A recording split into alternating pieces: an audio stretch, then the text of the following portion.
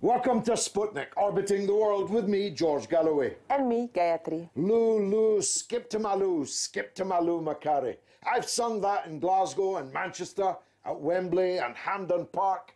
Lou Macari was my hero at Celtic, Manchester United and for Scotland. And he's still my hero now that he's quietly tending the flock of the homeless in the city of Stoke.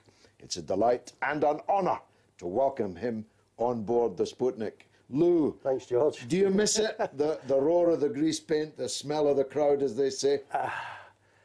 Every ex-professional footballer misses, especially the fact that I started off as a Celtic supporter, going to watch Celtic when they weren't very good, by the way. Exactly. Yeah. And then a magician came along called Jock Stein, who simply knew how to organise a team, didn't need vast amounts of money. And then things got better, and they won things. And I was there at Hampden Park when they won the first trophy under Jock, and I couldn't believe it. For me, it's the best achievement ever in football, to get a bunch of players with no great value on their head, and as you say, George, from around Glasgow, to go to Europe at the time where the European sides were top sides. British teams didn't win anything in Europe. And he went there and managed to get them organised in Lisbon to win it. And then fortunately for me, I joined Celtic as a ground staff, a young apprentice. And became a legend, and are still remembered as a legend. And the fact that you went to Manchester United was never held against you, because of course there's a great affinity between the two sets of fans and the two clubs. Well, I was fortunate that the manager was Jock Stein, because when you're young you need guidance, and the guidance that came from him was that you had to concentrate on your football, you had to be dedicated, you had to really want to be a Celtic footballer. If you stepped out of line back then, you were out the door, you'd gone. There was plenty of kids desperate to play for Celtic. So I was fortunate at the Lisbon Lions as well, sort of educate me how to become a professional footballer. And it happened for me in my first big game, Hampden Park. I was substitute on the day. We were winning 1-0 against Rangers with about 5 minutes to go.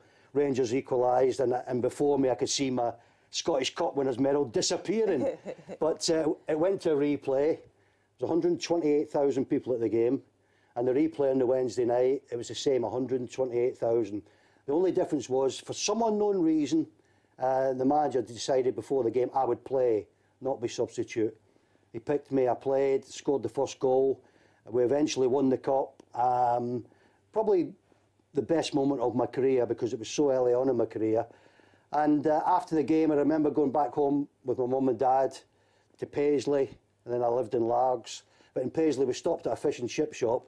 Maybe this is where the connection started with fish and chips. Yeah. We stopped at a fish and chip shop, and I was in there ordering. This was a celebration of winning the Scottish Cup winners medal in a fish and chip shop in Paisley. And a supporters bus turned up. And I remember saying to my parents, oh my God, I hope it's not a Rangers supporters bus, because I would have died. I'd have been in the fryer. I'd have been in the fryer, you're right. But fortunately, it was a Celtic supporters bus, and I ended up that night, round about midnight, being carried round a fish and chip shop on the top of Celtic supporters. So that was a never-lasting memory, and it was a great memory I've had. Memory. Now, you almost didn't sign for Manchester United, because you were actually brought down by Liverpool, by the legendary Bill Shankly, to sign for Liverpool. Tell us how that happened. I did. Well, at the time, George, there was no agents around, so you were on your own. And when I said to the manager that a £5 rise after playing for Celtic for 4 years wasn't good enough, and he told me in no uncertain terms that was it, I said, well, I'm going to England. Didn't have a clue if anybody thought I was any good. Didn't even know how you got to England from Scotland at the time, how it worked, and whether clubs thought I was a good player or not. And I sat at home for a couple of weeks and nothing happened, and Jock eventually rang me and said, a car's coming to pick up in the morning. Sean will be in the car. Sean Fallon, that was Jock's assistant. Manager, You're going to England. Put the phone down. My wife said to me, what's that about? I said, well, it's the manager. I'm going to England. So she said, where are you going? I said, I forgot to ask him. And I daren't ask him. But the car came. I left my home in Largs, and I knew I was heading for England. Didn't have a clue where I was going. Got to Carlisle. It was a relief when we went past Carlisle. I thought, at least I'm not going there. And then Blackpool, Blackburn and all those places, I thought, I'm not going there either. But then we turned off for Southport. And I thought, oh my God. I've never been in England, George, same as many Scottish lads. I hadn't been there very often. And I thought, Southport.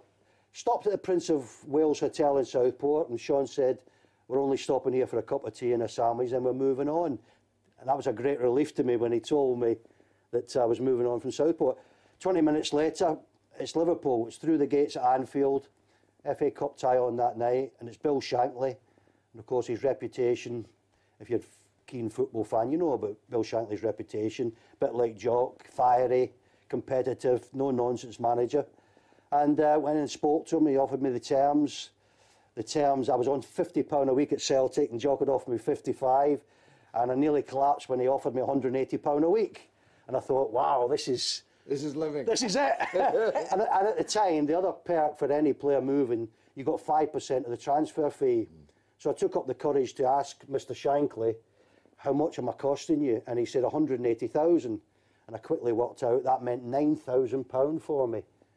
Well, that was it. I was just in heaven because I'd become rich overnight. Went and watched the game in the stand. They were playing Burnley in an FA Cup replay. Seat to my left was empty.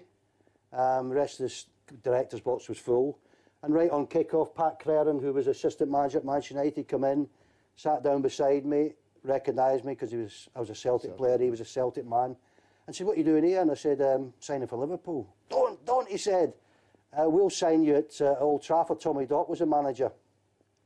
He said, we had no idea you were available. And Celtic have kept it quiet because Jock and Bill Shankly were the best of pals. And it so happened that Shankly had said if ever I was leaving Celtic, he wanted me at Liverpool. That's how I got to Liverpool. Yeah. And I was now had a dilemma of, because immediately Paddy said to me, Man United wanted me. I was heading for Old Trafford. Best law, Charlton. Liverpool were the better team at the time. They were an exceptional side they had. And I thought I just may not get in this team. United were struggling. So I had to go back and tell Bill Shankly I wasn't going to sign. I lied, George. Well, I lied and said I needed time to think it over. I didn't need any time. But I thought that's the best way in the office and out his office and come out alive. so I said to him, Mr. Shankly, I need time to think about it, but I needed no time. I was heading for Old Trafford, and the next day I headed for Old Trafford. Glory days. Unbelievable. Now, of course, United had been great, as you said, when you signed. They were below par. You made a huge difference to the team. You became a great favourite at Manchester United. Was it the same feeling as it had been at Celtic? I was a Celtic supporter, so it could never really be the same feeling, George, but when you get to a club like Manchester United and you're there 11 years, which I was, you start to be part of the, you really feel, but at the end of the 11 years, you are part of this football club, and I'm still there now. I've done the television for 15 years, ever since. I do the hospitality for the club as well, and I'm as welcome there as I would be at Celtic Park. But you've also moved on in a way to another life.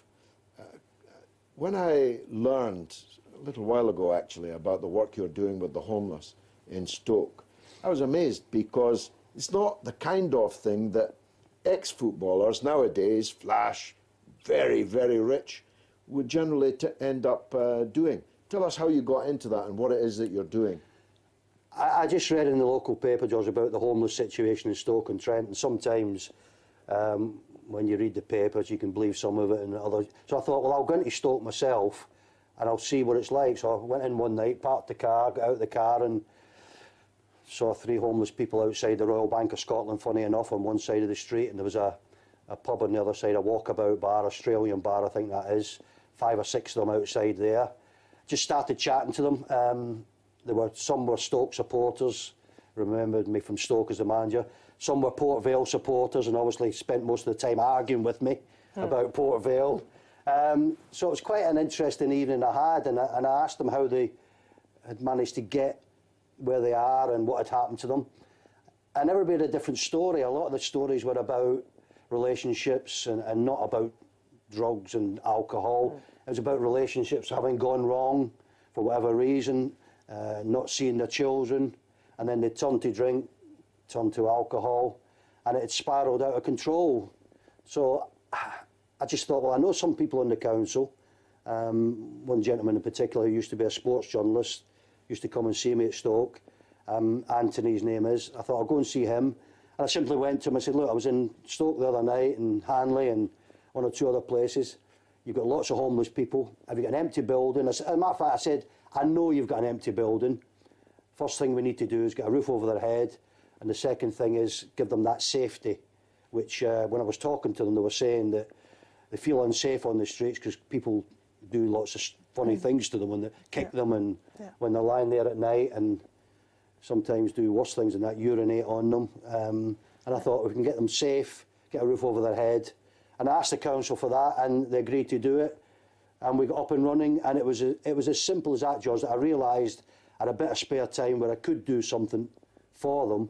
And, you know, 2 years later, we're still there.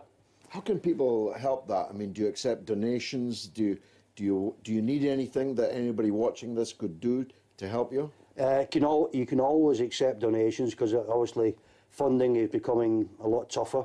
I noticed on Twitter that the homeless in Camden, they feed them every night, I think it is. Yeah. But what Camden City Council could do is what Stoke-on-Trent City Council did for me, give them a building. Yeah. So at least they're serving the food from a building where there's a roof over their head, and they're warm and they're safe. But what Camden is doing at this moment in time is fantastic. Yeah.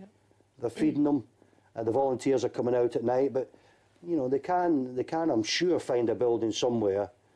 And are you expanding the building at the moment? We're hoping to. They're giving you more empty properties? Well, maybe, but people say to me, how's it going? And I don't know the answer to that because is it good that we're continually full? The answer is no, it's not good. But we're taking them off the street. But it's at least good that you're providing somewhere for them. Is there a website for the centre? Macari Foundation. MacariFoundation.com? Yeah. It's MacariFoundation.com. It's there, what we do. I think everyone in Stoke-on-Trent now, George, knows what we do. Stoke does, but not everyone watching this does. But we'll make sure that they do by the end of this. Lou Macari, it's been an honour and a pleasure to meet you. Coming up next, Black history, Black present, Black Brexit and Black Catalonia, all in the form of one man. Don't miss it.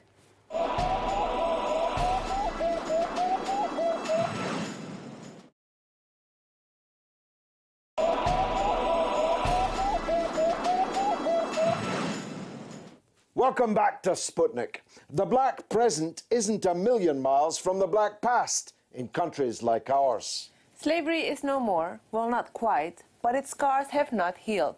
Black people in Britain are at the bottom of every list you want to be at the top of, and at the top of every list you want to be at the bottom of. Our next guest is an outstanding advocate for black people, a contributor to Black History Month, a campaigner for Brexit, and even more surprisingly, he spent decades back and forth in Catalonia. We could record 3 shows out of that. He's Kunle Olulode, and he's here. Kunle, welcome to the Sputnik. Thank you for having me. You've just come, metaphorically, from a meeting with Theresa May, the Prime Minister of Britain. Tell us about that. Well, it took place a week ago, and it was a meeting looking at the launch of a whole raft of data and statistics relating to black and ethnic minority communities in the UK. It's the largest public actual amount of data that's ever been made available.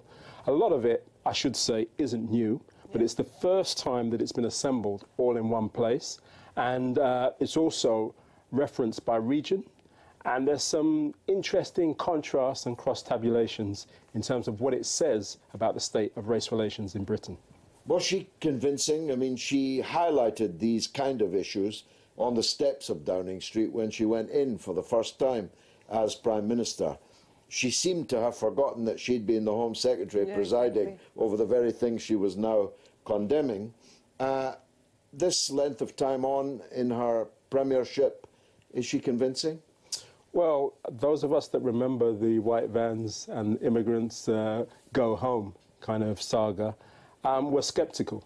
And there's no doubt that in the post-election period, the failure of the Tory party to secure the kind of majority that it was looking for has led it to reevaluate its relationship with both working class communities and specifically young people. I think you could say that Theresa actually has nothing to gain by bringing this data together and publicising it, in that it shows disparities between black and minority ethnic communities and the white mainstream. But I think at the end of the day, she has to do what's right. Politicians have to be made to account for the delivery of policy. And I think she will actually pursue this and take it seriously. Underemployment is a curse of minority communities. People doing jobs when they're actually educationally capable of doing far better and better paid jobs. I, as a former Member of Parliament for the East End of London, used to meet people selling cigarettes in their father's shop that could have been working in a science laboratory or a big computer lab. That's undoubtedly true. That's right. What about Uber drivers with degrees? Exactly. How many? Exactly. What about racism as such on the street in the minds of the majority community? It's always been there. How could it be otherwise? Britain is an imperialist country. You can't colonize other people's countries unless you persuade yourself you're somehow superior to them. Britain suffers from that, always has.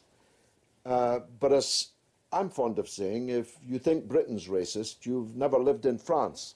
Or the Netherlands. Or the Netherlands.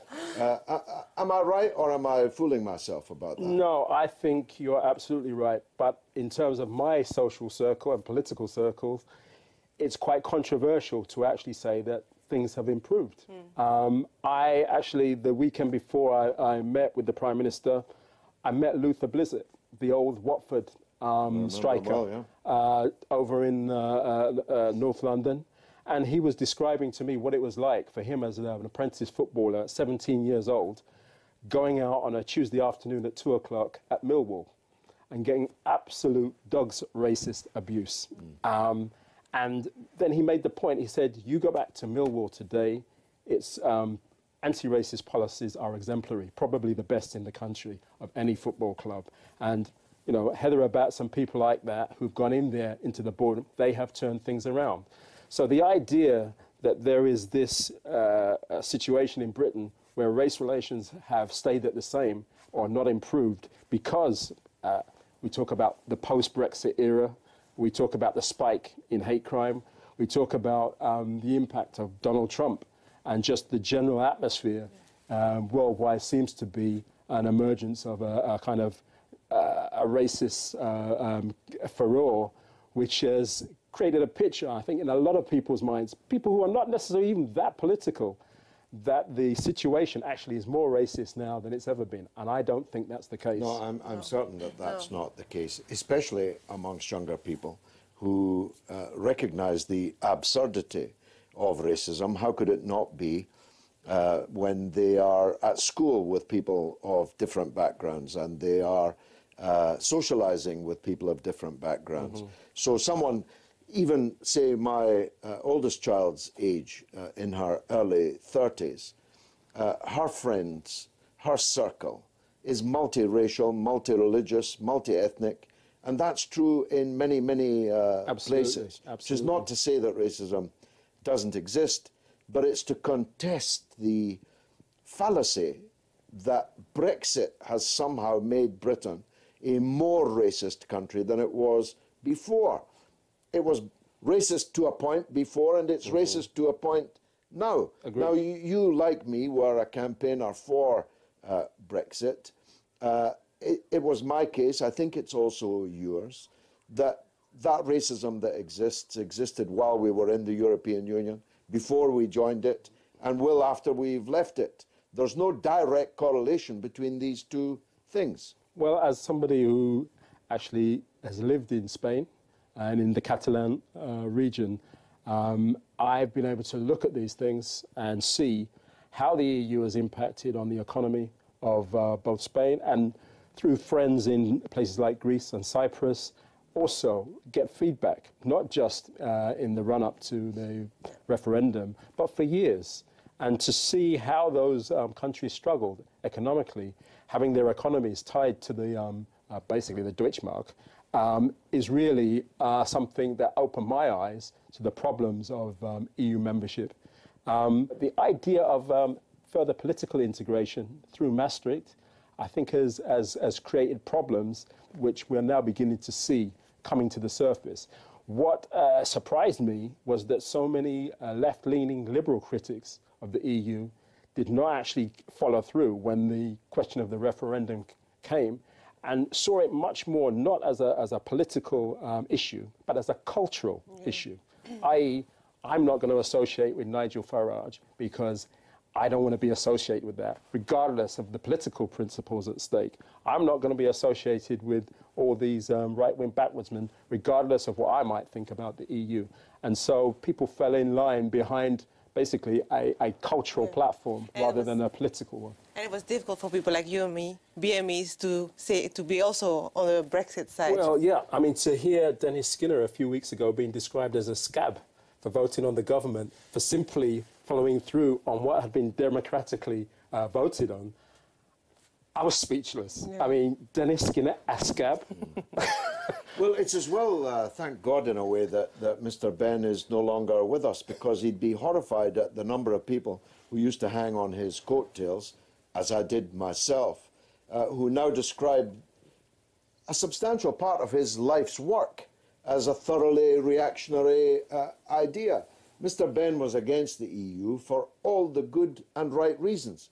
And in a binary referendum where the answer is yes or no, leave or remain, inevitably both sides are going to be in the company of people with whom they would disagree ordinarily. Absolutely. I mean, but also people needed to get out of London, I think, a lot more and talk to people. Black communities outside of London had a completely different view of Brexit and the situation of remaining in the EU. And I talked to those people. I went out to places like Reading, Slough. I went to Bristol, to St Paul's. I went to places like Leeds and talked to people about the issues. And I think that the anti-racist movement unofficially has created this really intolerant kind of atmosphere around the whole issue. And to the extent that certainly within the charity sector, I walk into rooms and it's almost assumed that I voted Remain. And the abuse that's heaped upon people who voted to leave is completely out of order. Yeah. You know. Don't worry, it's the same in the television industry. Don't talk to anyone on your way out. It's the great untold story, by the way, the number of BME people who voted leave. Not least because they are the people in direct competition for work and wages with the cheap labour that capitalists are bringing in from Eastern Europe in order to undercut them. Well, I did a meeting with Wokingham Afro-Caribbean Society, which was a leave, 90%. And they brought out a picture of the EU commissioners and showed it to the room. Not a single black or brown face amongst them. And these are the people that people are saying are the harbingers of anti-racism. They've got our interests at heart. Kunle, I could talk to you all day, and I will. Thanks very much for joining us. Thank you. And now it's your turn to tell us what you think through the portals of social media. What's rattling, Gayatri? So you and I were not the only one excited about having Lou Macari, the legend, on our set. Mikus says, a great man with substance. At Man United, we love him. #legend. And Howard Shilkind says, I still go to his chippy around the corner from Old Trafford. What an honor to have a chippy named after you. And finally, Coyote's Bar says, a true Man United hero from an era when footy players didn't complain about the ball. No, although they have every right to complain about the level of wages that they were on. At the time, yes. Lou Macari left Manchester United on £400 a week. Unbelievable. Wayne Rooney now earns, in the twilight of his career, £130,000 a week. Phew. And Lou Macari was a very great player for Celtic, United and Scotland. And by the way, I asked him about the chip shop. Oh, did he? And he conceded that Scottish fish and chips are better than English fish and chips because of the fat that they use. From the Mars bars. That's the secret. Fantastic. Well, that's all the tweets we've got for today. Which, alas, means that's the end of the show. But you can stay in touch with us on social media, on Facebook, Sputnik on Russia Today, or on Twitter and Instagram, RT_Sputnik. It's goodbye from me, Gayatri. And from me, George Galloway. It's been really marvellous.